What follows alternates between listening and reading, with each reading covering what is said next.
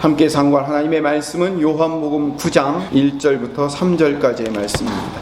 예수께서 길을 가실 때 날때부터 맹인된 사람을 보신지라. 제자들이 물어 이르되 라삐여, 이 사람이 맹인으로 난 것이 누구의 죄로 인함이니까? 자기니까 그의 부모니까? 예수께서 대답하시되 이 사람이나 그의 부모의 죄로 인한 것이 아니라 그에게서 하나님이 하시는 일을 나타내고자 하심이라. 아멘. 예수님께서 길을 가실 때 날때부터 맹인인 사람을 만나셨습니다.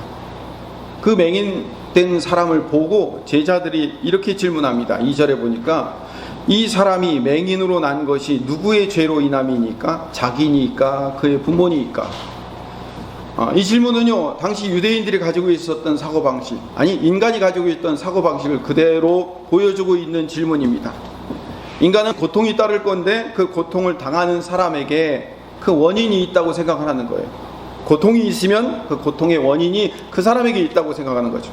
그 사람이 제대로 살지 못했든지, 아니면 그 사람에게서 원인을 찾을 수 없으면 그 부모가 뭔가를 잘못했든지, 뭔가 잘못한 게 있으니까 이런 고통의 결과가 나온 거 아니냐라고 생각을 하는 거죠. 원인이 있으니까 당연히 결과가 있는 거지 라고 생각하는 거예요. 인과응보의 생각을 그대로 가지고 있는 거죠. 근데 예수님이 3절에 우리가 상상하지 못했던 전혀 다른 대답을 하십니다. 이 3절 말씀을 새 한글 성경으로 번역을 해보겠습니다. 예수님이 대답하셨다. 이 사람 죄도 아니고 그 부모의 죄도 아닙니다. 이 사람에게서 하나님의 일들이 드러나도록 하기 위해서입니다. 예수님의 대답이 약간 오해를 일으킬 수 있을 만한 그런 대답입니다. 하나님의 일을 드러내는 건 좋은데, 그러면 하나님의 일을 드러내기 위해서 한 사람을 맹인으로 태어나게 만드는 거예요? 이런 질문이 생길 수 있는 거죠. 인간의 고통의 원인이 인간의 인과응보의 논리에 있지 않고 하나님의 일하심에 있다라고 예수님이 말씀하신 이 대답을 오늘 본문을 통해서 우리가 살펴봐야 됩니다. 예수님은 어떤 분이냐? 다양하게 이야기할 수 있지만 요한복음 1장 9절에 보니까 참빛, 곧 세상에 와서 각 사람에게 비추는 빛이라고 말씀하셔요. 예수님은 빛이셔요. 예수님이 우리에게 빛을 비춰주시는 분으로 오신 거예요. 빛을 비춰주시는 분으로 오기 위해서 어둠이 필요한 거죠. 그런 차원에서 맹인이 필요하다는 거예요. 맹인이 그렇게 있을 수밖에 없다는 거죠. 예수님에 의해 치유받은 맹인, 이 사람이 태어날 때부터 맹인으로 태어날 수밖에 없었던 이유는 뭐냐? 그 이유는 맹인이 뭘 잘못해서가 아니라 이 맹인은 예수 그리스도를 믿기 이전의 모든 사람을 의미하는 거예요. 상징적인 사람이에요. 인간은 태어날 때부터 다 맹인으로 태어났어요. 영적인 맹인으로 태어났어요. 하나님을 알지 못하는 죄인으로 태어날 수밖에 없었던 거죠. 하나님이 천지를 창조할 때 빛이 있으라라고 빛을 만드시기 전에 땅이 혼돈하고 공허했던 것처럼 모든 인간이 예수 그리스도를 통해서 구원받기 이전에 우리 인생은 사망과 죄로 말미암아 어둠과 흑암일 수밖에 없어요. 그걸 영적 맹인이라고 얘기하는 거예요. 태어날 때부터 맹인이었다는 것은 그 빛을 비추기 전까지, 예수 그리스도라는 이 빛이 오기 전까지는 답답하고 어두운 인생을 살 수밖에 없었다라는 것을 보여주는 상징적인 사람인 거죠. 구약에도요, 태어날 때부터 맹인으로 살았던 대표적인 인물이 있습니다. 정말로 맹인으로 산 게 아니라 영적인 맹인으로 살 수밖에 없는 인생들이 많이 있죠. 가장 대표적인 사람이 누구냐면 우리가 잘 알고 있는 모세예요. 모세는 히브리 노예로 출발해서 죽을 수밖에 없는 운명이었는데 바로의 공주의 손에 건져냄을 당했어요. 모세, 건져냄을 입은 사람이에요. 그래서 그가 왕족으로서 40년을 살아가요. 히브리 노예가 자기 민족이라는 것을 알고 있었기 때문에 나의 신앙적 결단과 헌신을 가지고 40세에 이 백성을 어떻게 구원할까라는 마음을 가지고 일어나서 이 백성을 구원하기로 작정을 합니다. 근데 모세가 이 백성을 구원하기로 작정하여 일으킨 결과물이 뭘까요? 살인자가 돼서 광야로 도망간 거예요. 그래서 미디안 광야에서 목독으로 40년을 맹인처럼 살았어요. 모든 걸 다 잃어버리고 살았다고요. 80세가 된 어느 날 양들을 데리고 그 호렙산으로 가고 있는데 자기가 갔다기보다는 양들이 끌고 간 거나 마찬가지예요. 근데 이 호렙산에 떨기나무가 타지 않고 서 있는 것을 보게 돼요. 그 떨기나무 불꽃이 왜 타지 않는가라는 걸 보러 갔는데 하나님이 떨기나무 불꽃 가운데서 음성을 들려주시는 거예요. 그리고 모세를 부르시는 거예요. 내가 선 곳은 거룩한 땅이니 내 발에서 신을 벗으라 라는 음성이 들려와요. 그리고 모세에게 하나님의 백성들을 출애굽시킬 사명을 그때 부어주시는 거예요. 출애굽기 3장 6절에서 8절 말씀을 보면 또 이르시되 나는 내 조상의 하나님이니 아브라함의 하나님, 이삭의 하나님, 야곱의 하나님이니라.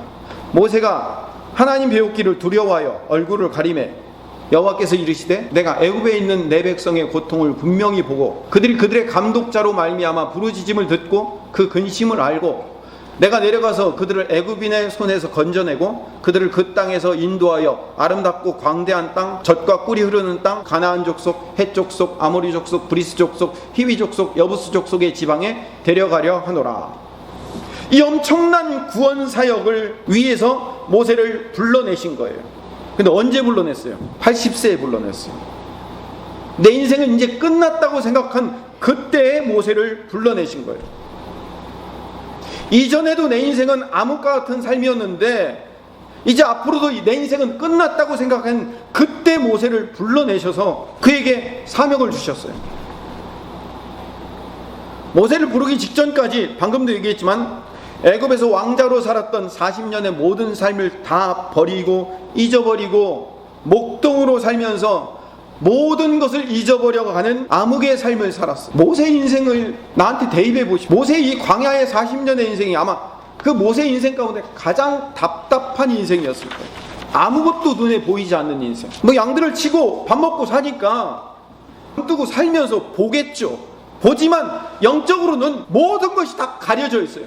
내 인생 어떻게 될지 몰라요. 아, 이대로 내 인생은 끝나는구나. 아, 이렇게 허무하게 내 인생 끝나는구나. 이전에 내가 왕족으로 40년 동안 살면서 화려하게 살았던 그 모든 삶, 아, 이제 옛 추억으로 끝나는구나 라고 생각하면서 살았던 암흑의 삶, 침묵의 삶, 보이지도 않고 들리지도 않고, 이 모세야말로 정말로 맹인 같은 삶을 산 거예요. 그리고 때가 되자 하나님이 모세를 불러내셨어요. 사도행전 7장에 보면 스데반이 구약의 역사를 훑어서 간략하게 설교를 해요. 그때 30절에 뭐라고 얘기하냐면 40년이 참에 천사가 시내산 광야 가시떨기 불꽃 가운데서 그에게 보이거나 40년이 참에 때가 차는 거예요. 어떤 때? 하나님의 때가 차는 거예요. 하나님의 때가 차니까 드디어 모세에게 하나님이 나타나신 거예요. 그게 40년 걸린 거예요. 아 다르고 어 다르다고, 야 너 40년만 참아라 그러면 내가 너에게 비전을 줄게 라는 말과 그 비전이 언제 올지도 모르고 40년을 기다리는 거하고는 전혀 다른 거예요. 뒤에 40년을 기다리는 것은 하나님이 나에게 비전을 줄지 하나님이 나에게 사명을 주어서 나를 다시 보낼지조차 모르는 거예요. 내 인생이 어떻게 될지 모르거든요. 침묵, 암흑, 그것만 있어요. 맹인 같은 삶이죠. 요셉이 하나님이 주신 꿈을 꾸었어요. 자기가 꾸고 싶어서 꾼 게 아니에요. 하나님이 꿈을 주신 거예요. 그 꿈을 꾸었음에도 불구하고 요셉은 애굽의 종으로 팔려가요.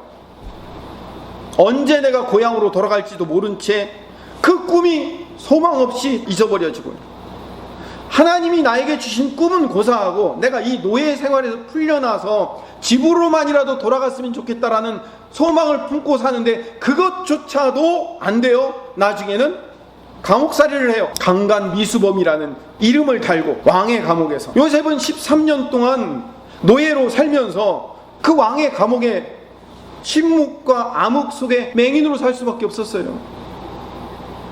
눈에 보인다고 보는 게 아니잖아요. 앞에 비전이 없고 소망이 없는데 그게 무슨 눈 뜬 삶이에요. 눈 감은 삶이고 맹인된 삶이죠. 구약에 이런 사람 많이 있습니다. 또 대표적인 예가 다윗이에요. 내가 왕 되고 싶은 것도 아니에요. 어느 날 사무엘 선지자가 나타나서 형들에게 기름 부음 받는다고 자기는 양치는 목동으로 있었는데 갑자기 막내를 불러오라는 거예요. 그래서 뛰쳐 들어갔더니 사무엘 선지자가 자기에게 기름을 붓는 거예요. 기라성 같은 형들 다 놔두고 자기가 기름 부음을 받는 거예요. 이 내 인생 뭔가 풀리는가 싶더니 기름 부음을 받자마자 다윗이 10년 동안 무슨 인생을 살아요? 사울 왕에게 쫓겨다니는 인생을 살아요. 쫓기고 그 유대 광야에서 쫓겨다니다가 결국에는 자기의 적이었던 블레셋에게 투항해서 침 질질 흘리면서 미친놈 취급받으면서 적지에서 목숨을 구걸하면서 사는 거예요. 이게 눈뜬 맹인이지 뭡니까? 하나님의 때가 되니까 10년이라는 하나님의 때를 견디고 나니까 드디어 사울 왕이 죽고 백성들이 다윗을 왕으로 옹립할 때까지 끝도 없는 유대 광야에서 침묵과 어둠 속에서 살았던 인물이 다윗이었어요.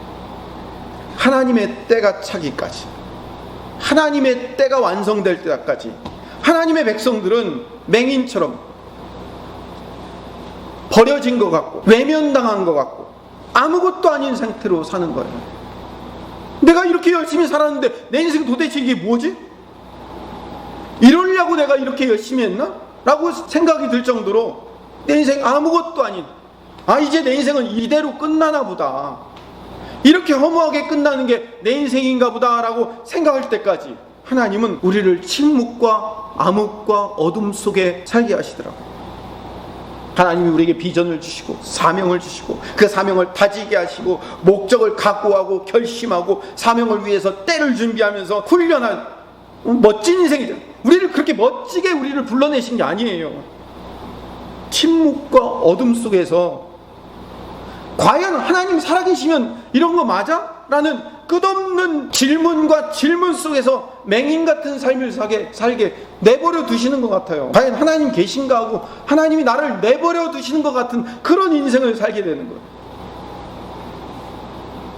공감 가시죠? 별로 공감이 안 갑니까? 우리 신약 백성들의 인생도 마찬가지. 예수님이 이루실 그때까지 우리는 영적인 맹인으로 살 수밖에 없어요. 보이지 않아요. 들리지 않아요. 하나님의 때 하나님이 당신의 뜻을 이루시려고 예수 그리스도를 우리에게 보내주셔서 우리를 새롭게 세우시기 전까지, 흑암에서 빛을 비추시기 전까지 우리는 맹인 같은 볼 수도 없고 들을 수도 없는 그런 인생을 살아오는 거예요. 물론 하나님이 일부러 그렇게 만드신 건 아니겠죠. 근데 하나님이 부르시기 전까지, 보냄받기 전까지 우리 인생은 그렇게 맹인처럼 볼 수 없는 암흑의 인생, 들을 수 없는 침묵의 인생을 살아오게 되는 거예요. 신약에서 가장 대표적인 인물이 바울이죠. 이 사도 바울도 맹인 같은 삶을 살았어요. 한번 살펴볼까요? 갈라디아서 1장 11절부터 17절 말씀 같이 천천히 읽어봅시다. 형제들아, 내가 너희에게 알게 하노니 내가 전한 복음은 사람의 뜻을 따라 된 것이 아니니라. 이는 내가 사람에게서 받은 것도 아니요 배운 것도 아니요 오직 예수 그리스도의 계시로 말미암은 것이라. 내가 이전에 유대교회에 있을 때 행한 일이 너희가 들었거니와 하나님의 교회를 심히 박해하여 멸하고 내가 내 동족 중 여러 연갑자보다 유대교를 지나치게 믿어 내 조상의 전통에 대하여 더욱 열심히 있었으나 그러나 내 어머니의 태로부터 나를 택정하시고 그의 은혜로 나를 부르시니가 그의 아들을 이방에 전하기 위하여 그를 내 속에 나타내시기를 기뻐하셨을 때 내가 곧 혈육과 의논하지 아니하고 또 나보다 먼저 사도된 자들을 만나려고 예루살렘으로 가지 아니하고 아라비아로 갔다가 다시 다메섹으로 돌아갔노라. 사도 바울이 자기 간증하는 이야기 15절에 보니까 모태로부터 택정합을 입은 사람이래요. 나 선택된 하나님의 백성이고 나 태어날 때부터 바리새인으로 하나님의 백성으로 태어난 잘난 하나님의 사람이야. 그런데 그 잘난 하나님의 사람이 한 일이 뭘까요? 율법을 지킨다고 자부하면서도 그 주인이신 예수님을 부인하고 예수님 믿는 자들을 잡아 죽이는 종교경찰 노릇을 하면서 예수님과 정반대의 삶을 살고 있었어요. 맹인과 같은 삶을 산 거예요. 자기 인생은 잘났다고 얘기하는데 맹인 같은 삶을 산 거예요. 방금 얘기했던 구약의 모세와 신약의 바울이 참 비슷한 점이 많아요. 자기의 뜻을 가지고 비전을 품고 그 뜻을 하나님의 영광을 위해서 그 뜻을 이루려고 했을 때 드러난 결과가 뭐예요? 둘 다 똑같이 살인자가 된 거잖아요. 모세는 애굽 사람을 때려 죽인 거고 바울은 스데반을 돌로 쳐 죽이는 일에 책임자로 서 있었죠. 자기가 자기 노력과 의지와 열심과 힘을 가지고 하나님 영광 위에서 살아가겠다고 작정하여 출발한 그 결과는 살인자로서의 결과밖에는 안 나온 거예요. 사람 죽이는 일밖에는 안 하는 거예요. 이방인의 대사도로 부름받은 이 사도 바울이 스데반을 죽이는 종교적인 열심을 가진 자로 하나님의 뜻과 상관없이 살아가잖아요. 그러다가 모세와 똑같이 어느 날 느닷없이 바울에게 주님이 나타나셨어요. 다메섹으로 가는 길에서 그를 불러내셔서 바울의 인생을 뒤집어 엎어버리셔요. 바울의 인생을 전복시켜요. 180도 뒤바꾸는 거죠. 모세도 그렇고 하나님의 때가 이루어질 때까지, 하나님이 전적으로 그들을 하나님의 목적을 향하여 부르시기 전까지 맹인으로 살았어요. 하나님의 열심을 가지고 열심히 했다고 하지만 결국은 하나님의 일과 정반대되는 맹인의 삶을 살았어요. 그래서 나중에 바울이 자기 인생을 뭐라고 고백하냐면, 자기가 자기 열심을 가지고 열심히 일했던 그 모든 자기의 과거를 배설물과 같다고, 똥덩어리 같은 인생이다 라고 고백을 해요. 오늘 본문의 표현대로 이야기하면 맹인 같은 삶을 산 거예요. 바울에게, 모세에게, 그리고 예수님의 치유를 받은 이 맹인에게 보이지 않았던 삶, 들리지 않았던 삶은 그 도대체 뭔 의미가 있을까요? 왜 그 영적인 맹인 같은 삶에서 그들을 구원해내시고 구출해내시는 것이 하나님의 방법일까요? 오늘 제가 질문하면서 여러분들에게 답을 드리고 있는 겁니다. 영적인 맹인이었던 바울과 모세의 삶이 결국은 하나님의 일하심과 하나님의 구원하심에 있어서 가장 중요한 역할을 감당할 수 있는 거예요. 오히려 그 맹인됐던 삶이 그들의 인생을 역전시키고 전환시키는 가장 중요한 동기가 되는 거예요. 예수님이 우리에게 빛을 비춰주기 위해서 어둠이 필요한 거예요. 어두우면 어두울수록, 칠흑 같은 어두움일수록 그 빛이 밝은 것처럼 예수님의 그 빛이 얼마나 밝은가를 우리에게 보여주기 위해서 우리 인생이 얼마나 암흑이었고 어두웠고 안 들렸고 안 보였는가를 우리의 인생을 통해서 그 답답함을 보여주신 거예요. 그래서 맹인되었던 삶은 예수 그리스도를 만나게 하는, 하나님의 일하심을 배우게 하는데 사용되었던 참으로 귀한 걸음이 되었던 거죠. 바울이 자기가 쌓아왔던 모든 인생을 배설물, 똥덩어리라고 고백을 하거나 자기 자신을 죄인 중에 괴수라고 고백하는 그 모든 것은 예수 그리스도가 우리를 구원하신 것, 하나님이 우리를 불러내어 당신의 백성으로 삼으신 것은 전적인 하나님의 은혜예요. 내가 구원받을 자격이나 조건을 갖추고 내가 뭔가 열심히 했던 그 결과물로 나온 것이 아니라, 나는 전혀 그 길로 갈 방법도 방향도 목적도 없었는데 하나님의 절대적인 은혜로 예수 그리스도의 그 크신 빛으로 말미암아 우리 인생이 전폭적으로 전격적으로 완전히 180도 뒤집어져서 하나님이 우리 인생을 사용하신 결과라. 자, 과거 인생은 그렇다 쳐. 그러면 이 과거의 인생, 이 암흑과 같은 과거의 인생을 청산하고 그럼 우리의 이 미래의 인생은 얼마나 밝게 살 것입니까? 제가 오늘 그 얘기를 하고 싶은 건 아니에요. 욥의 고백을 한번 들어봅시다. 욥의 고백을 읽고 오늘 말씀을 정리하고 하겠습니다. 욥기 23장 8절에서 14절 말씀을 봅시다. 그런데 내가 앞으로 가도 그가 아니 계시고 뒤로 가도 보이지 아니하며 그가 왼쪽에서 일하시나 내가 만날 수 없고 그가 오른쪽으로 돌이키시나 배울 수 없구나. 그러나 내가 가는 길을 그가 아시나니 그가 나를 단련하신 후에는 내가 순금같이 되어 나오리라. 내 발이 그의 걸음을 바로 따랐으며 내가 그의 길을 지켜 치우치지 아니하였고 내가 그의 입술의 명령을 어기지 아니하고 정한 음식보다 그의 입의 말씀을 귀히 여겼도다. 그의 뜻은 일정하시니 누가 능히 돌이키랴.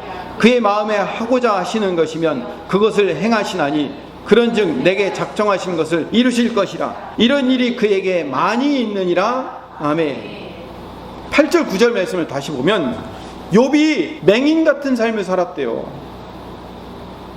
귀가 다치고 눈이 다친 삶을 살았대요. 왜? 앞으로 가도 안 보이고 뒤로 가도 안 보이고, 내가 오른쪽으로 가면 계시나 싶었더니 그분은 왼쪽 가 있고, 내가 왼쪽 있나 싶어서 가봤더니 그분은 오른쪽에 계시고, 도대체 하나님이 어디 계신지 알 수 없는 삶. 모세가 겪었고, 다윗이 겪었고, 요셉이 겪었고, 수많은 신앙의 선진들이 겪었던 그 삶을 욥이 똑같이 쫓아가고 있는 거예요. 하나님 계시다면 말씀 좀 해주세요.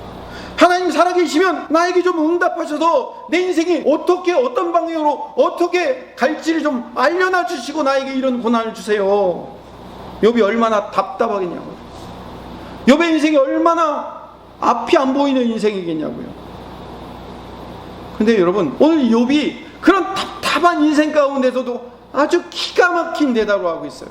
10절 봅시다. 그러나 내가 가는 길을 그가 아시나니 그가 나를 단련하신 후에는 내가 순금같이 되어 나오리라. 순금처럼 나를 단련하실 하나님의 계획이 나와 함께하고 있다는 것을 고백하는 거예요.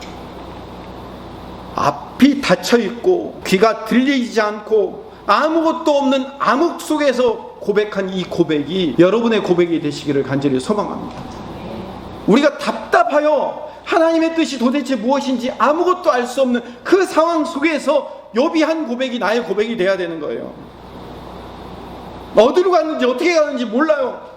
내가 꽉 막혀 있습니다. 근데 그 꽉 막힌 삶에서도, 이 꽉 막힌 삶조차도 하나님이 나를 단련하시는 하나님의 방법인 줄로 믿습니다 라고 고백한 거예요.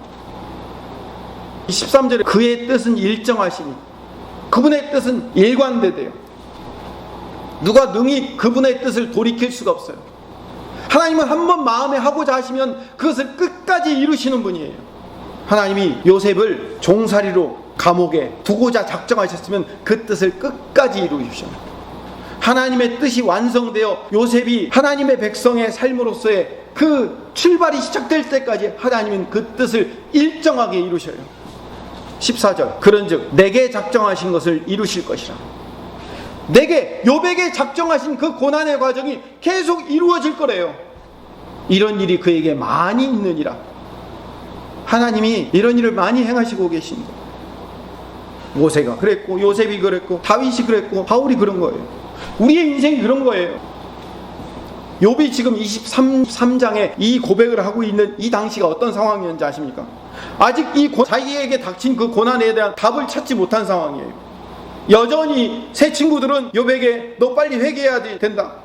인과응보의 논리에 따라서, 아까 제가 처음에 얘기했잖아요. 제자들이 논리, 인과응보의 논리에 따라 뭔가 네가 잘못한 게 있으니까 그 모양이지, 빨리 회개해 라고 비난하고 있는 그 상태에서, 내 인생이 왜 이렇게 됐는지 답답한 그 상황에서 침묵과 암흑으로 아무것도 보이지 않고 아무것도 들리지 않는 그 상황 속에서 욥이 뭐라고 고백한다고요? 하나님은 선하시기 때문에 당신의 뜻이 온전히 이루어질 거며, 그 뜻이 이루어지는 과정 가운데 내가 순금처럼 단련되어 나올 거다 라고 믿음으로 고백하더라니까요.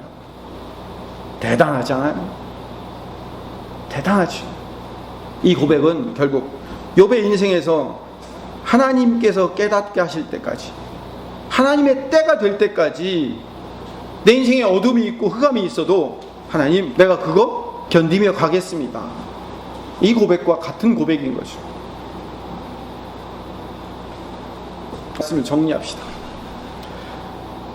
우리가 살아왔던 우리의 그 어두웠던 과거, 여러분 인생을 되돌아보면서 여러분의 인생이 후회되지 않습니까?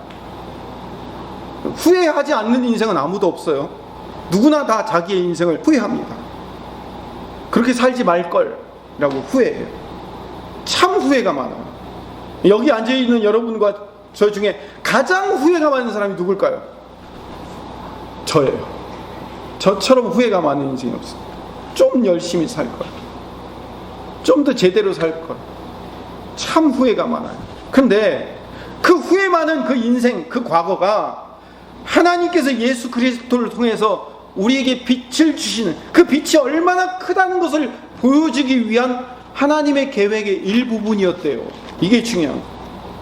모세가 기다렸던 40년, 아니 80년의 인생, 바울이 그리스도인들을 핍박하면서 살았던 그 인생, 다윗이 사울 왕을 피해 다녔던 그 세월들, 요셉이 노예 생활과 감옥 생활했던 그 모든 과정이 하나님의 일하심을 위해 필요한 재료였어요. 맛깔나는 재료였다고요. 그 맛깔난 재료가 없었으면 우리가 모세를, 다윗을, 요셉을 이렇게 맛깔나게 이야기할 수가 없었을 거예요. 자, 그렇다면 우리 성도의 인생도 마찬가지예요. 우리 시작 백성들인 우리도 하나님이 우리를 이렇게 인도하실 것이라는 사실을 우리는 믿는 거예요. 하나님의 때가 차면, 하나님의 때가 되면 하나님은 하나님의 방법으로 우리를 반드시 일으켜 세워 하나님의 비전과 꿈과 사명으로 우리를 인도하고 이끄실 것을 믿습니다. 과거의 인생으로 열심히 예수를 믿었더라면, 조금만 더 일찍 믿었더라면 내 인생이 이러지 않았을 텐데, 조금만 더 최선을 다했더라면 이렇게는 안 살았을 텐데, 좀 더 성실하게 살았더라면 더 좋은 환경에서 신앙생활 더 잘할 수 있었는데 라는 기대와 아쉬움이 있죠. 얼마나 아쉬움일까요? 늘 후회하잖아요. 내 인생이 맹인이었어, 내 인생이 맹인 같은 삶이었어 라고 늘 후회하잖아요. 그런데 여러분, 후회가 막심한 이 맹인과 같은 과거의 삶 또한 하나님이 주신 인생이었고 하나님이 역사하시고 계획하신 시간이었다는 사실을 인정하시기를 간절히 소망합니다. 그럴 수도 없지만 여러분이 여러분의 인생을 똑같이 다시 한번 살아도 이만큼 잘 살 수가 없어요. 이 후회되는 인생 내가 다시 살면 이보다는 잘 살 수 있을까요? 아니요. 이만큼 잘 살 수 없어요. 하나님이 여러분으로 하여금 예수님을 만나 그분이 내 인생의 주인이 되도록 만들기 위한 최선의 길로 여러분을 지금까지 인도하시고 이끌어 오신 거예요. 여러분 개인에게는 비록 침묵과 암흑의 삶이었지만, 아무것도 보이지 않는 맹인의 삶이었고 아무것도 들리지 않는 삶이었지만, 그래서 어두운 과거, 어둠의 자식처럼 살았다고 생각할지 모르지만 우리가 살아왔던 과거의 삶은 하나님이 우리를 최선을 다하여 인도하시고 이끄셨던 삶이에요. 왜 우리가 살아왔던 삶이 하나님이 주셨던 최고의 삶이었을까요? 결국 그래서 우리가 예수님을 만난 거잖아요. 구원자 예수님이 우리 삶의 주인이 되었잖아요. 그분과 동행하며 살 수 있게 되었잖아요. 앞으로도 여러분의 삶을 그 주님이 인도하시고 책임지실 것을 우리 마음 가운데 믿고 있잖아요. 이만하면 잘 살았죠. 이만하면 잘 살았잖아요. 이보다 더 큰 뭘 더 얻으려고요? 충분히 잘 하셨잖아요.